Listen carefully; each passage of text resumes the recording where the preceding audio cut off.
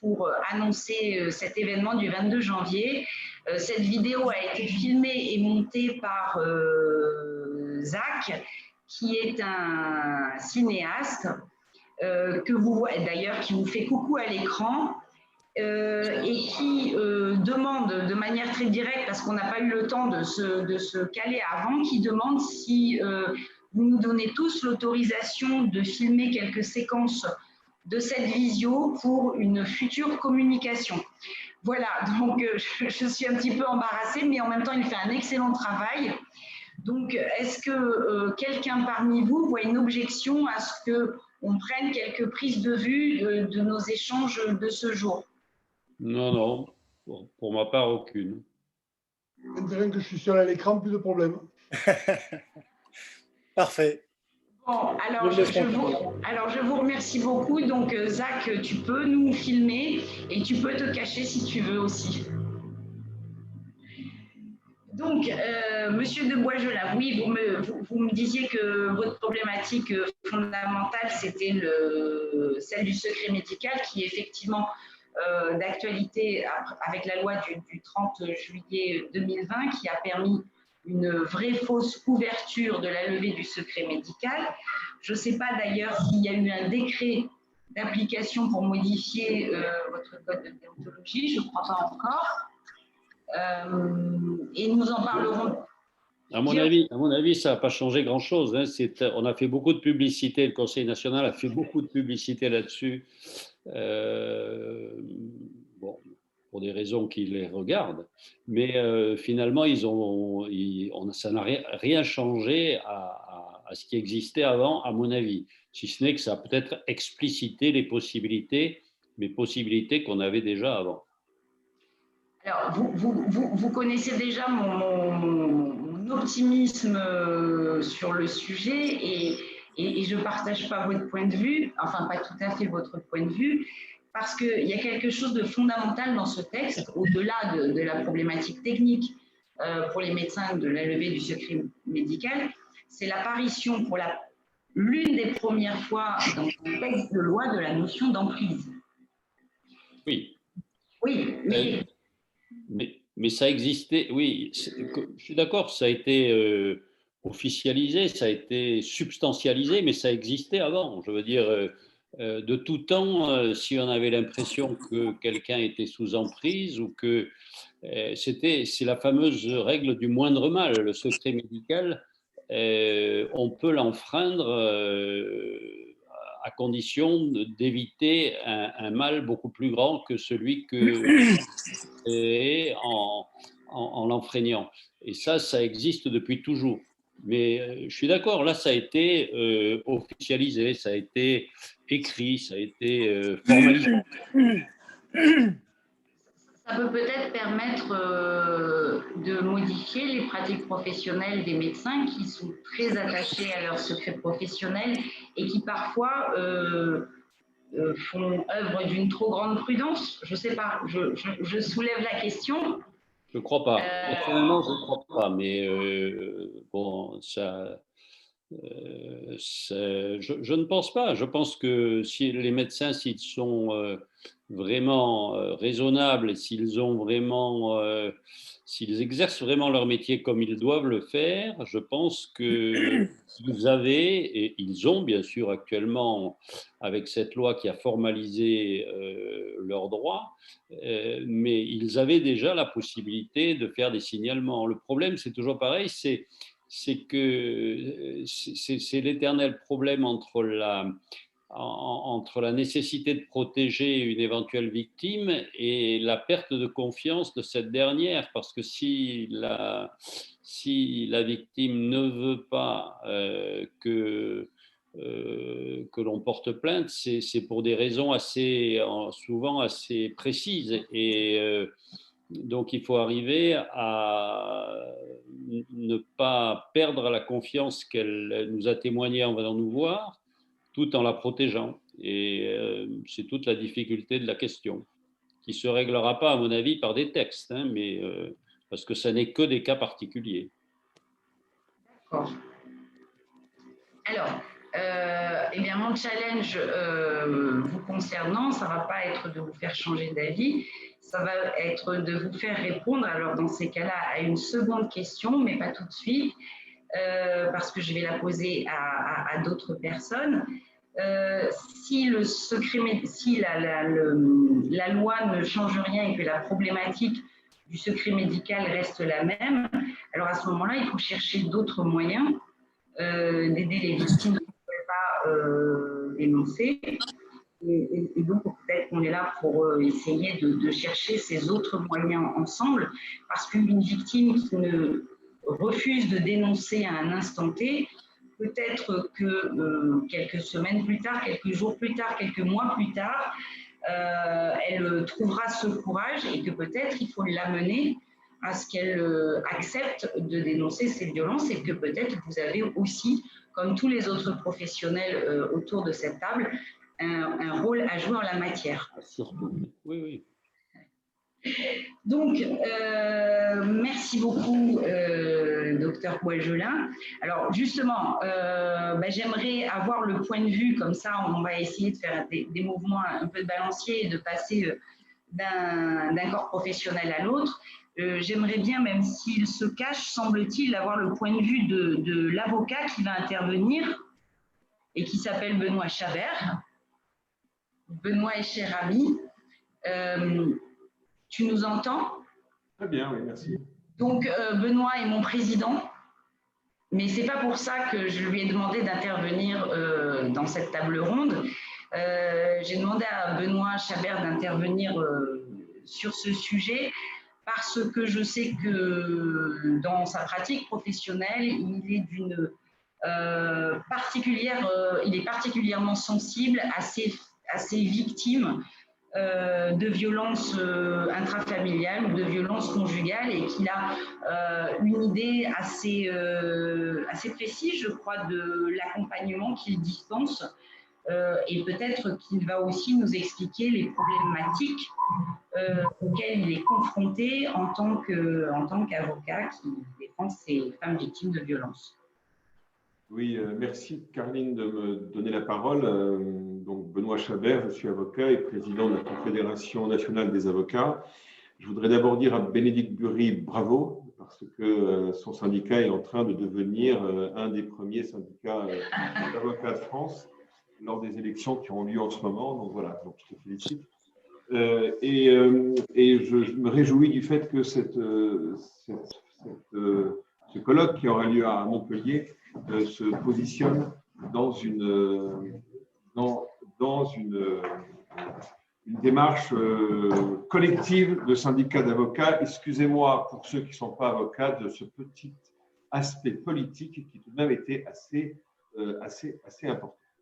Je voulais en fait, je crois que la problématique de défense, d'abord, elle est d'où? Moi, de mon expérience, j'ai une expérience à la fois d'avocat de victime et à la fois d'avocat d'auteur. Mon expérience d'avocat d'auteur peut être intéressante parce que à chaque fois que j'ai eu à défendre des auteurs de violences conjugales, je m'opposais à un déni absolu et un déni qui était davantage lié au même déni que j'ai pu constater chez des pédophiles, c'est-à-dire une sorte d'incapacité à pouvoir se regarder, puisqu'à partir du moment où la violence se met en place, ça veut dire que l'individu qui est le sujet, l'objet de la violence, n'est plus un individu dans le regard de la personne qui exerce un acte violent, mais devient une chose. Donc la femme devient une chose, et c'est pour ça qu'il est violent, parce qu'en fait, il n'arrive plus à je dirais, humaniser, et il y a une altérité qui a disparu, et l'autre n'a plus du tout d'humanité dans son regard, sinon il n'est pas violent, puisque le paradoxe fait que dans la grande partie des violences conjugales, la personne violente va expliquer que l'amour existe. Donc si l'amour existe, ça veut bien dire que lorsqu'il individualise l'être aimé, il sait qu'il y a une différence, mais lorsqu'il devient violent, ça veut dire que brusquement, l'être aimé n'existe plus et que ce n'est plus qu'une chose. D'où la difficulté pour la personne violente d'accepter cette violence, parce que ça veut dire, comme il est clivé, si la personne clivée accepte ce clivage, elle commence à guérir, elle commence à avancer. Et donc, et si elle commence à avancer, ben, elle est moins violente. Vous voyez un peu le paradoxe dans ce qu'est la défense. Bon, cela n'a pas d'intérêt. Je pense que c'est intéressant quand même que je vous évoque ça, puisque ça permet aussi d'entendre des personnes victimes de violences dans elles-mêmes cette incompréhension qui est ce passage où je ne comprends pas car j'étais et je suis aimé par lui, puisqu'il y a des gestes de tendresse que j'ai parfois, et pourquoi brusquement il devient violent, pourquoi brusquement je ne suis plus un être humain, mais je deviens un objet, je deviens une chose, je deviens quelque chose, et mon humanité disparaît. Ça, c'est le premier point sur le côté très particulier de ces infractions. Le second, c'est qu'une victime de violence conjugale a exactement la même difficulté que toutes les victimes. Et ce que j'ai l'habitude d'exprimer lorsque je suis en face de moi une victime, je vous dis ce que je dis, c'est peut-être maladroit, peut-être pas très habile, mais quel que soit l'objet de la victime et quelles que soient les raisons, j'ai toujours le même discours un peu basique, facile. Je dis à la victime, si par hasard j'ai garé mon scooter devant mon bureau, si quand je descends, le pare-brise de mon scooter est cassé, quelle va être ma première réaction, alors qu'il y a quelqu'un qui a donné un coup de batte de baseball dans le pare-brise ou le rétroviseur de mon scooter, ma première réaction va être de dire pourquoi j'ai garé mon scooter là. Et quand je dis ça à une victime, elle m'écoute et je lui dis donc, toutes vos interrogations sont normales. Toutes les questions que vous vous posez, comme celle basique que je me poserai, pourquoi j'ai garé ce scooter-là, donc je me culpabilise. Pourquoi? Et j'explique que cette culpabilisation, elle est légitime et je me permets de donner un exemple qui est l'exemple, excusez-moi, il est peut-être très mauvais, mais au moins le but c'est d'essayer de parler à un individu qui souffre. Je leur dis, ce que je vous dis là ne va pas vous aider à résoudre ces questions-là, mais vous permet de vous rassurer sur l'existence de ces questions, comme à la fin d'un jogging où on est essoufflé. Et donc, c'est logique que vous posiez toutes ces questions qui, finalement, vous renvoient à vous-même et à une culpabilisation. Je n'utilise pas tout à fait ces termes-là parce qu'ils peuvent être aussi culpabilisants, donc j'essaye de ne pas utiliser ce mot culpabilisation, parce que ça culpabilise de dire à quelqu'un qu'il est coupable, vous voyez, enfin, qu'il se sent coupable. Donc, j'essaie de faire très, très attention. Mais pour indiquer que les questions et la difficulté d'accepter d'être victime est une difficulté tout à fait normale. Enfin, je ne sais pas si vous voyez ce que je veux dire. C'est-à-dire et ça permet comme ça d'avancer dans la prise de conscience qu'on est victime. Le troisième point, c'est sur les centres d'écoute. C'est-à-dire, je pense que parfois, je trouve qu'il y a des centres d'écoute de victimes qui peut-être sont un peu trop intrusifs. Voilà, je peux me permettre. Et le quatrième point sur le secret médical et sur le secret de l'avocat, parce que c'est la même chose pour nous, Monsieur le Président, c'est pareil, on est aussi nous confrontés à des personnes qui nous disent « je ne veux pas porter plainte, voilà. Je ne veux pas porter plainte ». Bon, c'est très difficile de répondre à ça. Alors là, c'est vrai que ça a été modifié, et ça a été modifié par la loi du 30 juillet 2020, comme vous l'avez dit, et qu'en effet, on dit que le secret médical n'est pas applicable maintenant lorsque il y a en effet, c'est-à-dire que ça n'a pas encore été mis en place par la jurisprudence, mais le fait d'avoir le sentiment qu'il y a une emprise, c'est-à-dire qu'on devient finalement vulnérable en raison de cette emprise, finalement que la vulnérabilité, c'est d'être sous l'emprise. C'est logique. Et c'est là où je vous rejoins un petit peu, si je peux me permettre, excuse-moi Caroline d'être moins optimiste que toi, mais où en effet, finalement, on pouvait trouver un arsenal législatif en parlant de cette emprise et en disant la vulnérabilité liée à l'emprise. Et donc, puisque la vulnérabilité était liée à l'emprise, on tombait dans la possibilité de dénonciation, avec ce paradoxe qui est la chance qu'on a, avocats et médecins, d'être nous-mêmes libres de la. C'est-à-dire si on ne dénonce pas, on n'est pas coupable, et si on dénonce, on n'est pas coupable aussi. Donc, c'est quel est ce moment-là. Et c'est vrai qu'il faut aller un peu plus loin, un peu plus loin, même si c'est plus facile. Le critère objectif de la minorité a le mérite au moins d'être clair, alors que le critère de la violence intrafamiliale peut être plus compliqué parce qu'on peut être aussi victime d'un individu qui est présent dans la famille et quel va être finalement le critère objectif qui permettra d'autoriser les personnes soumises au secret à le lever. Voilà, j'ai été un peu long, je vous prie de m'excuser, voilà des pistes que je vous ai offertes. Non, tu n'as pas été long. On prend le temps qu'il faut pour justement essayer de déceler. Moi, si je vous écoute, mon objectif, ça va être d'organiser la table ronde, en minutant, bien entendu, mais surtout en essayant de dégager de vos propos deux sujets fondamentaux, pas plus, parce que nous sommes en temps limité.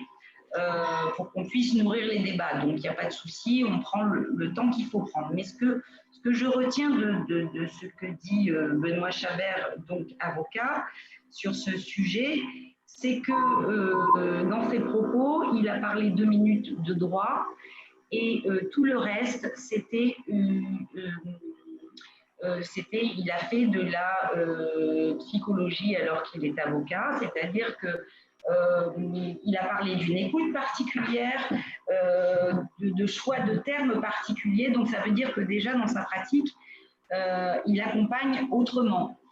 Et ça, c'est un point qui me semble intéressant et qui peut se retrouver chez tous les professionnels.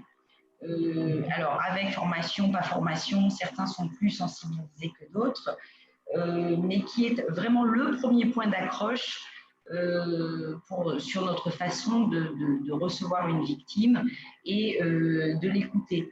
J'aimerais toutefois qu'on essaye d'approfondir sur comment est-ce qu'on peut faire pour accompagner, parce que c'est aussi ça le sujet. Mais alors, pour ce faire, je vais donner la parole à Monsieur Jean-François Coy, qui est président de l'Ordre régional des masseurs kinésithérapeutes, qui donc, lui, cette profession est confrontée autant que nous aux victimes de violences intrafamiliales, soumises au même secret professionnel et assez seul, je crois, me semble-t-il, dans sa pratique, puisque avec Jean-François Coy, nous avons déjà eu l'occasion de discuter du sujet. Et la nouveauté concernant la profession des kinés que vous allez nous confirmer, c'est que désormais, vous êtes soumis à une obligation de formation spécifique sur les violences intrafamiliales et ça va bouleverser un petit peu vos pratiques. Est-ce que vous voulez nous en dire quelques mots?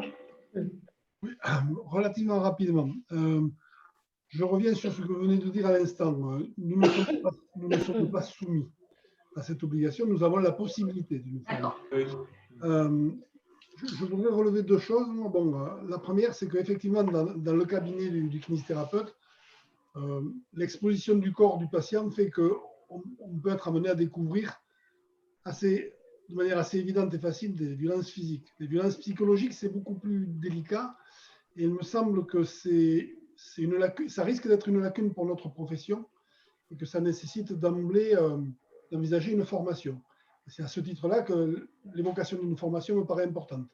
Quand on parle d'emprise, je ne me sens pas du tout en capacité de dire qu'un patient est sous emprise, en tous les cas pas avec la formation initiale que j'ai vécue. Donc ça demande une formation continue pour les professionnels en place et sûrement une modification au niveau de la formation initiale pour insérer cet élément-là. Je ne vais pas prendre plus longtemps la parole, mais je vais très rapidement céder la parole à Eugénie Lagarde, qui est ma consoeur et qui fait partie aussi du conseil régional et qui, elle, vit peut-être plus au quotidien que moi ce genre d'expérience malheureuse. Juste pour terminer, je vous ai envoyé des documents qui viennent de nous parvenir de notre conseil de l'ordre, qui sont issus des travaux avec la MIPROF, bon, qui sont des éléments que les kinésithérapeutes n'avaient pas forcément. Et maintenant, tous les kinésithérapeutes sont informés, reçoivent la notice, et ça risque de les inciter un petit peu plus à venir à des journées de formation comme celles que vous organisez et à laquelle nous participons. Je laisse la parole à Eugénie. Bonjour à tous. La parole, je voulais l'accueillir quand même parce que vous m'avez couper l'herbe sous le pied. J'avais vu, Madame Lagarde, que vous étiez connectée et je vous souhaite la bienvenue parce que pour la petite histoire tout de même, il faut que je vous la raconte. Quand nous avons eu un échange avec Monsieur Quoi, mais pareil avec Monsieur de Boisgelin, encore je ne suis pas sûre. On s'est dit cette table ronde, on m'a dit que cette table ronde, ça n'allait pas du tout. On y parlait de violences faites aux femmes essentiellement et il n'y avait que des hommes et en plus des présidents d'ordre ou des présidents de syndicats et que ça l'affichait mal. On a assez débattu de ce point où moi je dis dans mon point de vue ça ne me dérange absolument pas dans la mesure où c'est très bien que ce soit les hommes qui en parlent, pour une fois ça changera et on va voir comment ils en parlent, mais ça a suscité sa polémique et c'est Monsieur Quoi qui le premier en a fait un petit peu les frais et il m'a dit tout de suite si vous voulez je laisse ma place. J'ai dit mais non, absolument pas. Mais si vous voulez convier quelqu'un avec vous, c'est un grand plaisir. Et donc, c'est en partie pour ça que vous êtes là et nous en sommes ravis. Et tout à l'heure, quand je passerai la parole à Jean-François Bouscarin qui s'est connecté entre-temps, lui m'a dit carrément, mais Carline, c'est complètement has-been de penser que les hommes monopolisent une table ronde, alors que si les hommes monopolisent cette table ronde et son président de syndicat ou d'ordre, c'est tout simplement parce qu'ils ne sont pas aussi bons que les femmes et qu'ils ne savent pas faire deux choses à la fois. C'est pour ça que les femmes, elles, travaillent et en plus s'occupent de la maison. Voilà, c'était pour la petite anecdote, mais je tenais à vous le dire. Et puis finalement, on va quasiment être autant d'hommes et de femmes autour de cette table ronde, mais pour moi, peu m'importe. Allez, voilà, je l'ai dit, Madame Lagarde, c'est à vous. Merci. Bonjour à tous. Donc, effectivement, par notre activité, je rejoins ce que dit Jean-François Coët sur le fait que nous accompagnons des patients. Alors, effectivement, c'est des patients, pour la majorité, qui vont être parfois dénudés en partie, sur lesquels on peut apprécier peut-être des violences physiques. Mais je voudrais quand même souligner le fait que c'est des patients qu'on accompagne souvent au long cours. Peut-être, nous, on a une prescription souvent sur de nombreuses séances. Et c'est des patients avec qui on crée une relation où on discute. Et le fait en plus que le patient soit déshabillé a tendance quand même à parler plus facilement au bout d'un certain temps. Et je pense qu'on pourrait quand même mettre en valeur cette notion d'écoute que les kinésithérapeutes peuvent avoir, une écoute assez attentive et sans jugement, et dans le dialogue. Alors après, je m'interroge sur ce que disait Monsieur Maître Chabert tout à l'heure, sur les centres d'écoute qui pouvaient être intrusifs. Je me demande à partir de quand on est intrusif dans la discussion et dans le dialogue que l'on peut avoir, nous, avec nos patients. Donc ça, c'est une question parce que je ne voudrais pas me retrouver dans une situation où je vais justement trop loin parce que j'ai vu ou entendu quelque chose. Donc, quelle est cette limite? Effectivement, moi, je ne suis pas formée à ça.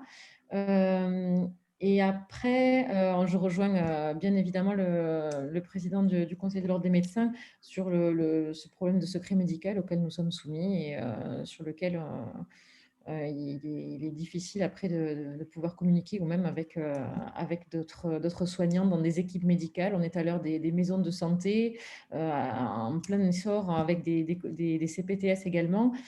Voilà, je ne sais pas comment on pourrait mettre ça, entre guillemets, pas en commun, mais pouvoir dialoguer sans enfreindre la loi.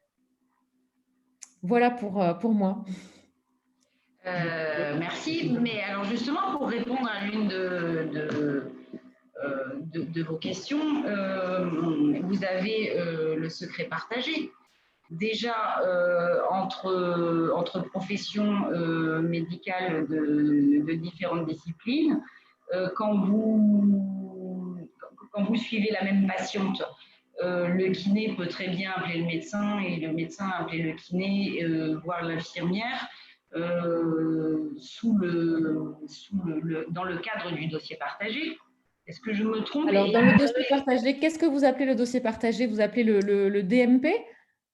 Non, non, non, non, le secret partagé, pardon, excusez-moi, le secret partagé dans les intérêts d'un patient. C'est-à-dire que, alors là, je n'ai pas révisé mes fiches en termes de texte, mais je crois que Benoît Chabert va pouvoir nous répondre sur ce secret partagé, mais est-ce que vous le pratiquez? Oui. Le secret partagé existe. Enfin, Maître Chabert va me corriger certainement, mais le secret partagé existe, mais il est limité à la pathologie partagée, c'est-à-dire que ça n'est pas une abolition du secret médical globalement. C'est une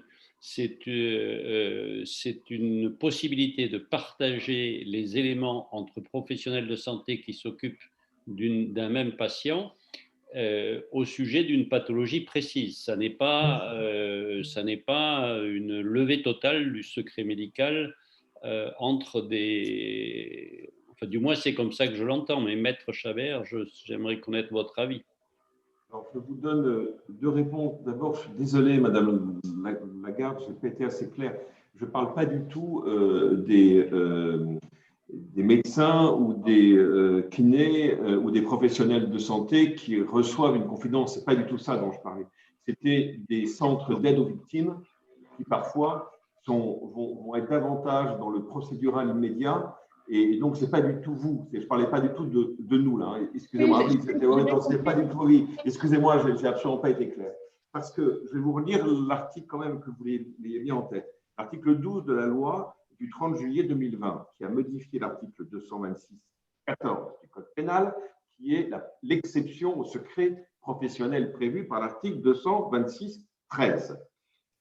Troisièmement, aux médecins ou à tout autre professionnel de santé qui porte à la connaissance du procureur de la République une information relative à des violences exercées au sein du couple relevant de l'article 132-80 du présent code. Je vous rassure, c'est couple et également concubinage. C'est ça qui est mentionné dans l'article. C'est une infraction nouvelle qui a été créée il y a 1 an ou 2 avec la circonstance aggravante du fait que la violence se passait au sein du couple. D'accord ? Donc, vous voyez là une logique qui s'est mise en place. Donc, je continue. Donc, possibilité de le dénoncer lorsqu'il estime en conscience, et j'en reviendrai sur cette question, car c'est là où se pose la question du secret partagé, car c'est la conscience individuelle du médecin ou du professionnel de santé qui dénonce. En conscience que ces violences mettent la vie de la victime majeure en danger, la vie de la victime majeure en danger immédiat. On parle d'un risque vital. Et que celle-ci n'est pas en mesure de se protéger en raison de la contrainte morale résultant de l'emprise exercée par l'auteur des violences. Et la suite, le médecin ou le professionnel de santé doit s'efforcer d'obtenir l'accord de la victime majeure. En cas d'impossibilité, il doit l'informer du signalement fait au procureur. Donc, d'abord, c'est une démarche en conscience. D'accord ? Donc, on est renvoyé à la propre conscience professionnelle qui est la nôtre. Ensuite, il doit y avoir, et c'est là où il faut bien comprendre, il doit y avoir, et c'est mentionné, l'incitation tout de même auprès du patient à porter plainte. Ce qui là est très compliqué, parce qu'il faut aussi le faire, voilà, parce que la plainte, de toute façon, une plainte parle à l'inconscient, c'est une évidence. C'est une évidence. Ensuite, on verra bien. Et le fait de porter plainte ne veut pas dire qu'il y aura un coupable. Le fait de porter plainte veut dire qu'on est en situation de victime.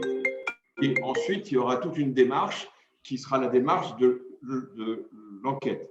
Donc, on rajoute, le professionnel de santé doit inciter la personne à porter plainte, mais si en conscience, il considère qu'il doit dénoncer, il informe la personne majeure qu'il va le faire. Et il y a les deux conditions un peu paradoxales, qui est d'une part, la vie doit être en danger vital, et d'autre part, en raison d'une contrainte que la personne ne peut pas et dont elle ne peut pas résister. Alors, si on s'appuie, c'est pour ça qu'il faut être assez positif et optimiste quand même, si on s'appuie sur le critère objectif, risque vital, c'est un peu compliqué, parce que le risque vital, c'est assez large, sur la contrainte, c'est aussi un peu compliqué, il reste le critère subjectif, et je pense qu'il est possible, si par hasard des actions sont engagées contre des médecins pour violation du secret professionnel, de dire que c'était en conscience et d'expliquer pourquoi en conscience, quels sont les critères qui m'ont permis en conscience de penser. Et là, on est dans le subjectif absolu. Mais c'est vrai que le secret partagé, qui est en effet un secret limité à la vision thérapeutique, c'est-à-dire un médecin envoie un kiné en disant si vous n'arrivez pas à réparer le dos ou les vertèbres, vous revenez vers moi parce que peut-être qu'il faut que je fasse à ce moment-là des examens plus compliqués. Là, je parle d'un domaine un peu exceptionnel, vous savez, où il y a un contact entre le kiné et le médecin qui disent bon, qu'est-ce que tu en penses? Je pense que c'est un peu, voilà. Et dans ce cas-là, là, on est dans le partage du secret médical thérapeutique. Mais on ne peut pas être dans le partage, c'est-à-dire que juridiquement, il y a en effet une difficulté, mais dans la pratique, je pense que le fait de… Voilà, je pense que ce n'est pas impossible de dire en conscience, je me pose cette question-là. Est-ce que vous la posez aussi? Je crois que ça doit être possible. Alors, j'ai bien compris qu'autour de la table, on réservera à la table ronde une bonne partie de la problématique du secret médical. Ok, moi je suis prêt à aller un peu plus loin que cette analyse un peu rapide. Non, mais bien sûr, mais on va creuser ça. Là c'est vraiment une première prise de contact.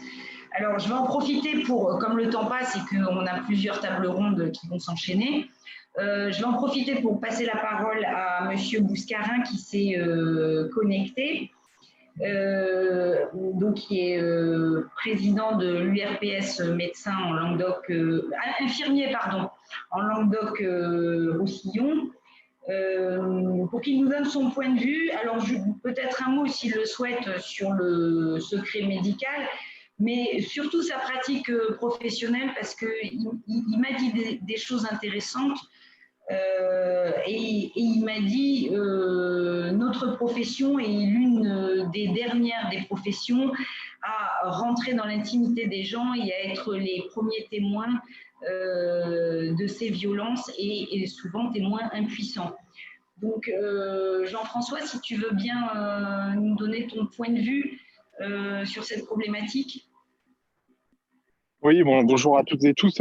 Bon, moi j'ai envie vous avez déjà dit beaucoup de choses. J'ai envie de dire oui, mais comment on fait pour améliorer le process?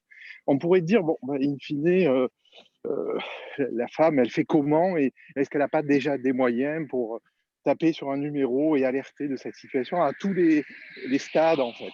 Évidemment, on balaye le stade de l'extrême urgence. Tout professionnel de santé doit bien entendu, mais in fine, comme dans l'art classique, pouvoir être un élément d'alerte. J'ai envie de vous dire, il y a une structuration à avoir. Dans le cadre des équipes de soins primaires qui sont aussi se mettre en place, je ne crois pas au système de cathédrale. Mais un professionnel de santé en France, il a quoi? Il fait un choix de mettre autour de sa pathologie, quand il y a une pathologie, quelle qu'elle soit, de s'harmoniser une équipe en fait, de soins primaires autour de lui. Le médecin traitant, évidemment, en tant que pivot, parfois un infirmier ou un kiné ou une orthophoniste. Le champ est totalement ouvert. Mais cette cohorte de professionnels doit pouvoir, quand elle a une alerte, discuter de la situation et amener la personne à se mettre dans une situation de protection. On a des atouts, la profession, mais il n'y a pas que nous. Moi, j'ai entendu très bien mes collègues kinés, je suis totalement, mais les pharmaciens aussi. Je dirais cette affaire, elle est trans-professionnelle, elle est l'affaire de tous. Par contre, profession de femme me concernant, bien appréciée par la population, ça c'est un fait. Dans les statistiques, on est soit les professionnels les plus aimés de la population, c'est soit nous, soit les pompiers. Bref, on alterne. Bien répartis sur l'ensemble du territoire, rentrant de partout dans les domiciles, à peu près. Et quand on est au-delà, on est devant les services médico-sociaux, par exemple, dans le cadre d'entrer dans les domiciles. Sur l'ensemble de la couche de la société, les plus vulnérables, les moins argentés d'entre nous, dans l'ensemble des quartiers, des villes, etc. Et donc, 19 000 professionnels sur une région comme l'Occitanie, ça me semble être un atout. D'ailleurs, nos collègues du secteur lyonnais ont qualifié les infirmières comme étant des éclaireurs. Alors, ça porte bien son nom, c'est-à-dire qu'elles sont en capacité, par des moyens aujourd'hui numériques, de lancer une alerte en fonction de la situation qu'elles ont décrite, selon évidemment des critères rédigés à l'avance. Donc, cette proximité, comme l'ont les kinés, par la nudité, par l'échange, par la répétition de nos actes.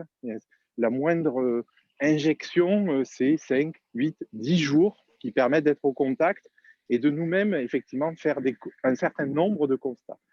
Je pense que ça doit passer, ça ne peut pas se faire de manière instinctive, mais par un abord aussi de formation. C'est-à-dire que je pense que dans le cadre de nos formations initiales, ce sont des sujets qui n'ont quasiment jamais été abordés, qui sont abordés sûrement de manière culturelle par la femme, par les lectures foisonnantes sur ce sujet, mais qui, quand vous êtes un professionnel, doit en quelque part vous donner des rituels et des postures adéquates pour qu'on puisse avoir des résultats optimaux. Parce que aujourd'hui, ce qui pêche, c'est qu'on puisse avoir, je dirais, un certain nombre de femmes qui sortent de l'ombre et qui sortent de la position qui est celle que vous avez très très bien décrite, et en grande difficulté en allant vers le professionnel qui sera en capacité de l'aider dans sa prise en charge. Voilà. Donc, un atout le nombre, un atout le fait de rentrer dans les domiciles, donc d'être au contact direct de ces lieux de scène, de difficulté. Et puis, en tant que professionnel, je crois au secret partagé, dans le cadre, du coup, vous l'avez compris, dans cette espèce de triptyque de professionnels, médecins, infirmiers, pharmaciens, kinés, orthophonistes, etc., pour pouvoir avoir une réflexion et pour pouvoir, voilà, pourquoi? Parce que je suis persuadé qu'en fonction de comment ça se passe, ben, il y a aussi un braquage de la personne. Quand on a supposé effectivement qu'on voulait accompagner, donc il faut qu'il y ait une réflexion collégiale sur le sujet pour amener à maturer la personne, à se retirer du domicile, à porter plainte, à se défendre, etc., etc., et nous à l'accompagner. Donc ça, tout ça, ça s'apprend, et voilà, je pense qu'on a le terreau favorable pour être des acteurs de proximité de qualité.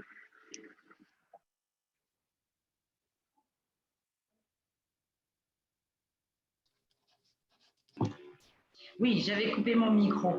Merci Jean-François pour ton témoignage et surtout pour le message que tu fais passer à tous les infirmiers et les professionnels de santé en disant formons-nous pour essayer de trouver des méthodes pour renforcer notre accompagnement.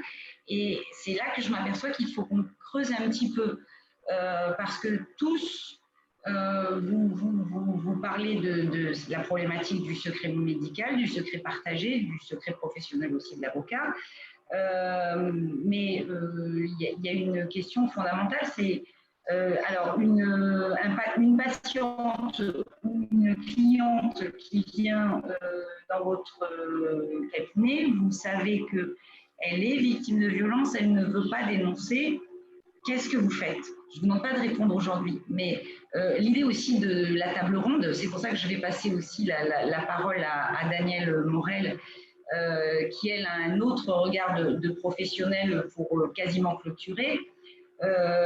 L'idée, c'est de chercher les bonnes pratiques, et la table ronde, elle a vocation, vous avez vu qu'après cette table ronde, il y a des ateliers qui vont être faits en petits groupes, où on va mélanger tous les professionnels pour essayer de les faire travailler ensemble. Je ne sais pas si vous avez vu, mais là, autour de cette table ronde-là, il n'y a pas un d'entre vous qui m'a dit ben tiens, moi, pour cette question-là, je peux peut-être aider l'avocat. Ou pour aider la cliente, bien évidemment. Moi, ma problématique, je vais vous la livrer, puisque pour l'instant, je ne vous ai rien dit. Quand je reçois une femme victime de violence, j'ai vraiment besoin de l'aide du médecin, du kiné, de l'infirmière qui est en contact avec cette femme victime de violence pour plusieurs choses. D'abord, pour qu'on s'y mette tous ensemble pour essayer qu'elle dénonce. Et que si elle ne veut toujours pas dénoncer, pour essayer de préparer le futur. Exemple, je n'hésite pas à décrocher mon téléphone, je sais qu'on pourrait me le reprocher, mais ça m'est égal, c'est un parti pris, pour appeler son médecin qui n'a rien le droit de me dire, par contre, il a la possibilité de m'écouter. pour lui demander eh bien, de bien garder dans son dossier les certificats médicaux, éventuellement les photographier, de lui prêter une attention particulière parce qu'elle est quasiment prête à dénoncer. Idem pour l'infirmier. Je donne tous les numéros des associations, non seulement à ma cliente, mais à tous ceux qui l'accompagnent autour. Peut-être que ça peut être une bonne pratique à réfléchir.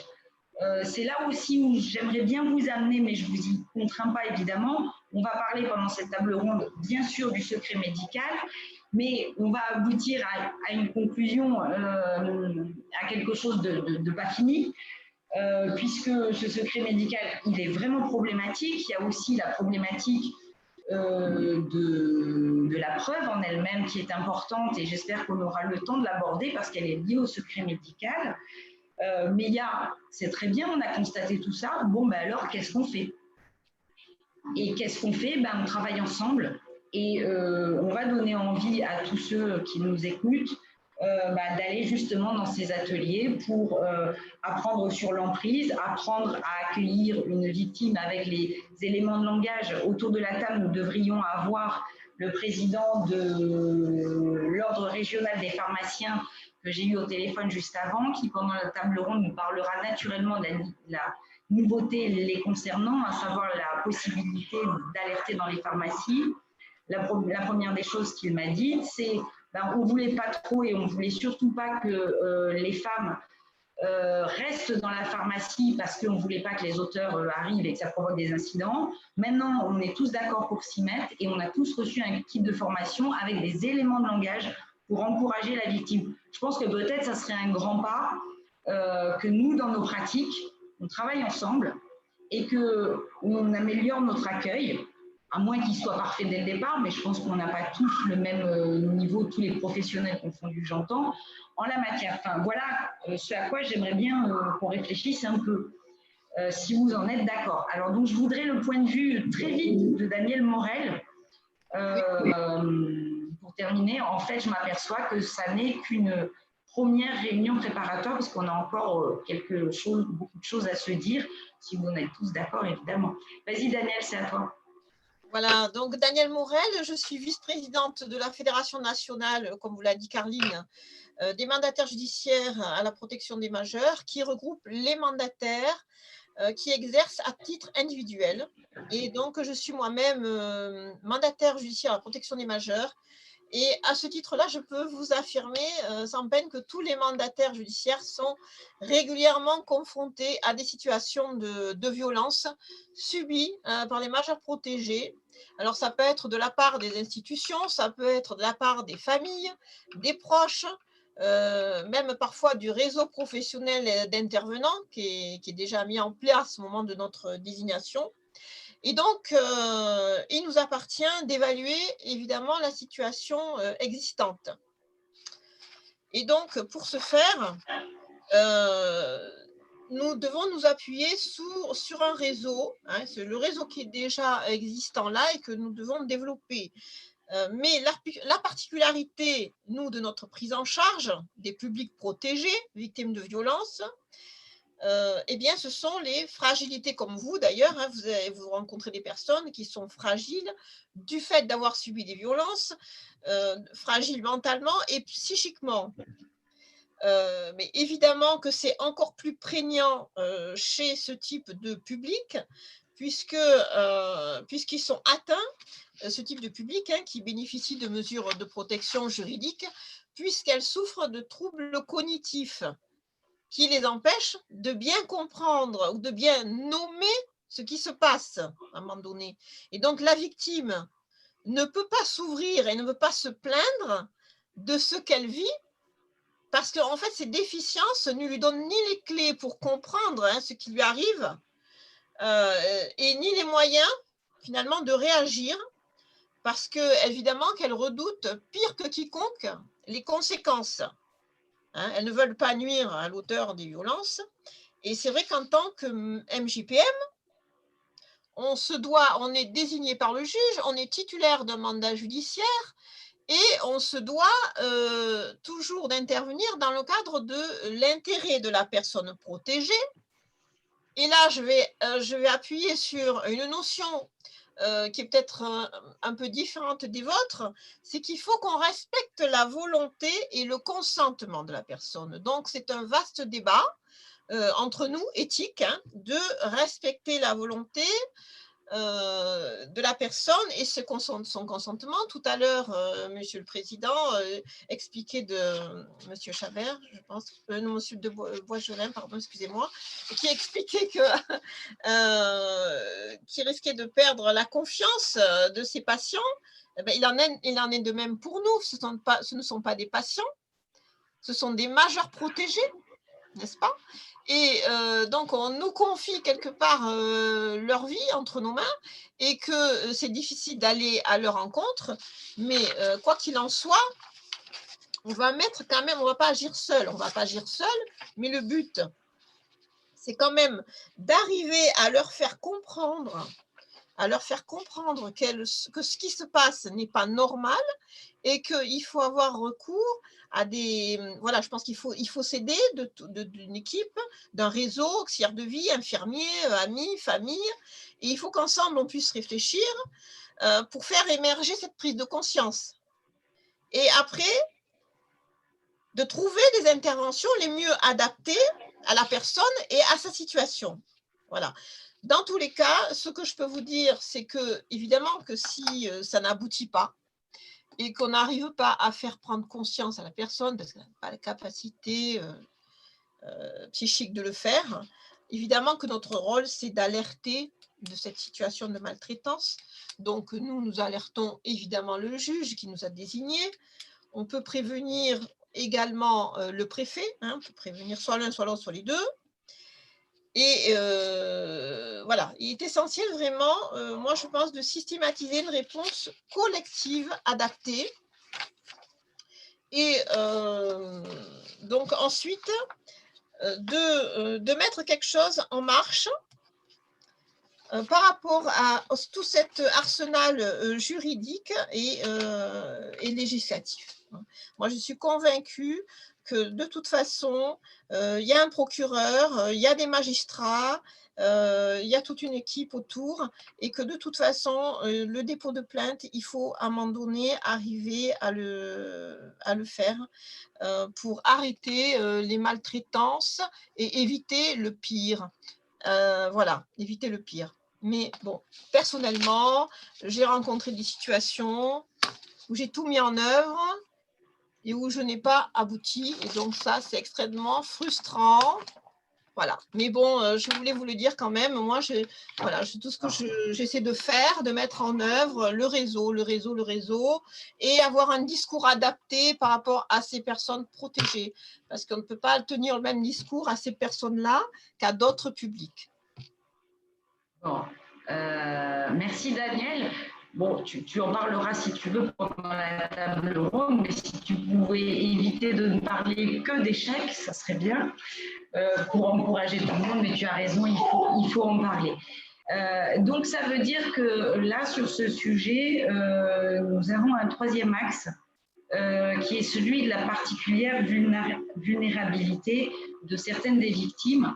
Ce dont d'ailleurs, sauf erreur de ma part, voulait aussi nous parler Jean Thévenot qui n'est pas avec nous, mais j'en avais discuté aussi, puisque chez les victimes de violences, l'un des moments clés pour dénoncer les violences, c'est la grossesse. Et il voulait nous en parler aussi. Donc ça veut dire que dans cette table ronde d'1h20, on a vraiment un gros défi. Mais je suis sûre qu'on va y arriver sous l'œil un peu ironique de Bénédicte que je vois, qui me dit tu as trop de monde autour de ta table ronde, tu n'y arriveras pas, mais comme c'est toi, tu vas y arriver. Je suis sûre qu'on va y arriver. Moi, je vous propose 3 axes. Et puis, on va y réfléchir, on a encore le temps, puisque c'est pour le 22 janvier. Bien sûr, chacun va se présenter en maximum 5 minutes. Et il nous restera 40 minutes de débat. Donc 5 minutes, à la limite, 3 minutes, c'est très bien. Et il y a 3 thèmes qui se dégagent, c'est la particulière vulnérabilité, puisque là, il y a Daniel Morel qui veut en parler, et puis Jean Thévenot qui n'est pas autour de la table.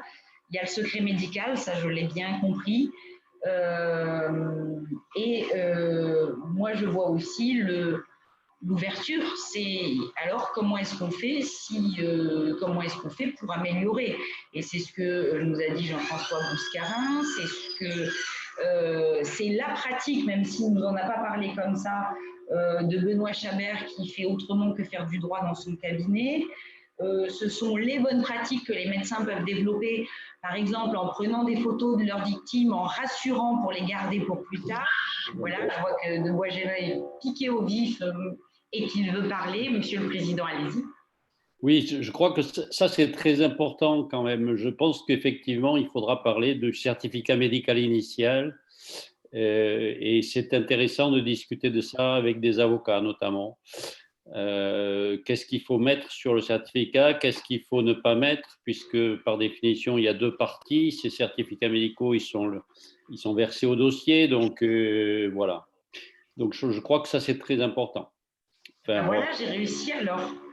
Pardon? J'ai réussi alors à vous convaincre de parler d'autre chose que du secret médical. Oui, mais le certificat médical, ça vient dans le secret médical, hein, parce que le problème, il est là, justement. C'est un peu lié quand même. C'est totalement lié, mais vous allez voir qu'on va y arriver à dériver sur les bonnes pratiques, on va y arriver. Alors, vous savez que donc, nous enchaînons les visioconférences sans vous avec la table ronde numéro 2 et ensuite une troisième visioconférence avec tous les responsables d'ateliers. Donc, nous sommes en temps limité et donc, on va approfondir, c'est-à-dire je vais vous faire un petit mail à tous en faisant une petite synthèse avec l'aide notamment de Daniel G qui est resté dans l'ombre et qui a pris des notes, j'en suis certaine. Je vais vous rappeler aussi, et puis peut-être, enfin j'en suis même certaine, que début janvier, si vous en êtes d'accord, on se fera une réunion de mise au point pour être bien dans le timing. Oui, je sais que je dis beaucoup de « je suis désolée », pour être bien dans le timing et pouvoir s'ajuster. Je voulais vous dire quelque chose qui me permet de clôturer mes propos de départ sous l'œil attentif de Bernard Delrand qui s'est connecté aussi. Alors, s'il s'est connecté, c'est parce que c'est le grand coordinateur de tout ça à la Maison des professions libérales. Il va nous gérer les salles, il nous donne son regard extérieur et son grand soutien, puisque c'est grâce à lui que j'ai pu rencontrer tous les présidents d'ordre. Et je le remercie. C'est aussi lui qui me dit « Tu dis trop de E, Carline, quand tu t'exprimes, corrige-toi ». J'en reviens à mes propos de départ. Notre challenge, il est tel que nous allons avoir la très bonne surprise d'accueillir en clôture une invitée supplémentaire qui est la directrice de cabinet de la mission interministérielle pour l'égalité, donc Madame, je ne me rappelle plus de son nom, Elisabeth Moiron-Bro, qui vraiment nous fait la surprise de venir et à qui il va falloir démontrer, et je compte sur vous tous, qu'on fait une grande première aujourd'hui et qu'on fait de la vraie pluridisciplinarité et que sur cette cause-là, on est prêt à travailler tous ensemble. Donc, c'est carrément génial et j'espère que… Alors, Bénédicte va clôturer puisqu'elle va entamer la table ronde numéro 2, comme ça, c'est moi qui clôturerai la sienne. Donc, voilà, merci. C'est un peu dans le désordre, mais comme ça, j'ai un regard d'ensemble de ce que vous voulez dire et je vais vous rappeler prochainement et vous écrire et vous embêter aussi pour que vous fassiez des petits supports et on va avoir l'occasion de mener une très belle table ronde. Voilà, j'ai terminé. Bénédicte, clôture et après on raccroche tout. Je suis désolée, mais parce qu'on enchaîne. Bénédicte, mets ton micro. Branche ton micro.